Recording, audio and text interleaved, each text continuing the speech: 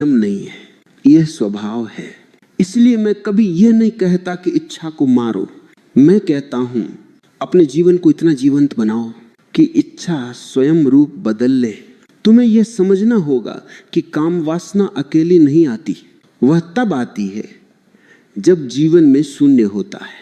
शाम को जब तुम्हारे पास कुछ नहीं होता, कोई सार्थक थकान नहीं होती, कोई रचनात्मक आनंद नहीं होता, तब मन नीचे की ओर भागता है। ये दोष नहीं है, ये संकेत है, संकेत कि तुम्हारा जीवन भीतर से खाली है। लेकिन तुम इस संकेत को गलत समझ लेते हो।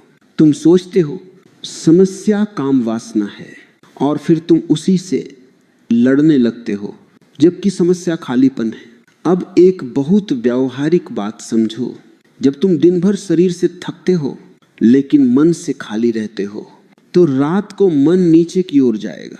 लेकिन जब तुम दिन भर मन से थकते हो किसी सोच में, किसी रचना में, किसी जिम्मेदारी में, तो शरीर की शक्ति ऊपर ठहरने लगती है। इसलिए किसान को कम समस्या होती है और खाली बैठे आदमी को सबसे ज्यादा। यह कोई संयोग नहीं है। शक्ति हमेशा उस जगह जाती है जहां तुम्हारा जीवन बह रहा है। अगर जीवन उद्देश्यहीन है तो शक्ति भोग में गिरेगी, अगर जीवन उद्देश्यपूर्ण है तो शक्ति प्रतिभा में बदलेगी। अब तुम पूछोगे तो क्या करें? मैं तुम्हें कोई विधि नहीं दे रहा, मैं तुम्हें कोई नियम नहीं दे रहा, मैं केवल तुम्हें यह दिखा रहा हूं कि तुम कहां गलती कर रहे हो। सबसे पहली गलती, तुम अपने शरीर के शत्रु बन गए हो।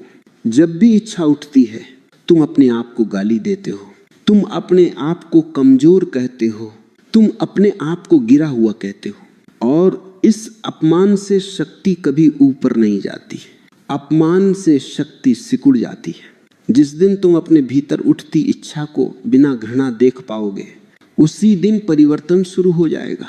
देखना, न बहाना न दबाना, सिर्फ देखना, तुम चकित हो जाओगे। जो चीज देखी जाती है वह धीरे धीरे अपना जोर खो देती है और जो चीज लड़ी जाती है वह और ताकतवर हो जाती है। दमन से विकृति पैदा होती है, समझ से रूपांतरण पैदा होता है।